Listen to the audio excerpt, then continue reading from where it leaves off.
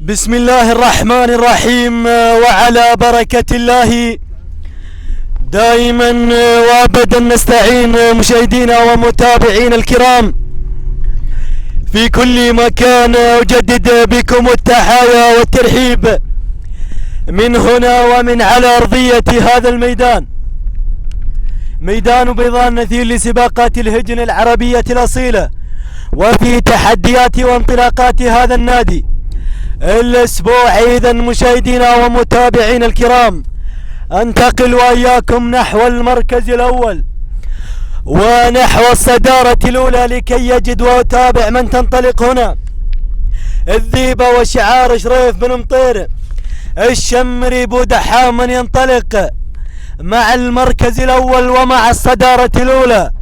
بودحام من يستفتح هذا النداء. إذا مشاهدينا ومتابعينا الكرام ثاني المراكز، مرحبا يا أبو مرزوق.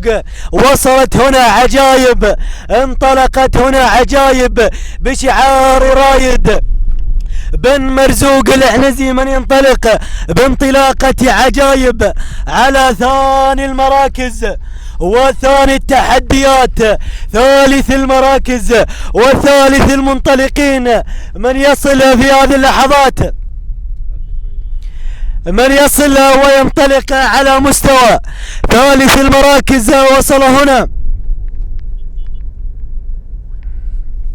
وصل هنا عمار بن محمد القريبي من ينطلق بانطلاقة الذهبية، ولكن العودة إلى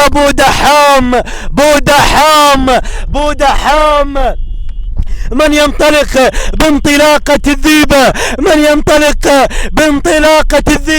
مع المركز الأول ومع الصدارة الأولى. ولكن عجايب رايد بن مرزوق من يغير على المركز الأول.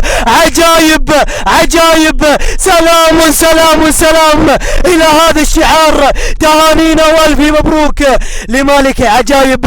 رايد بن مرزوق العنزي من غيرت في آخر الأمتار ثاني المراكز. وصلت الذيبة وشعار مطير بن شريف الشمري ثالث المراكز. وصلت الذهبية وشعار عمار بن محمد القليبي رابع المراكز. وصل شعار مفضي بالله في العنزي خامس المراكز. عند لجنة الخط والتحكيم تاني نوال في مبروك لمالك عجايب رايد بن مرزوق العنزي.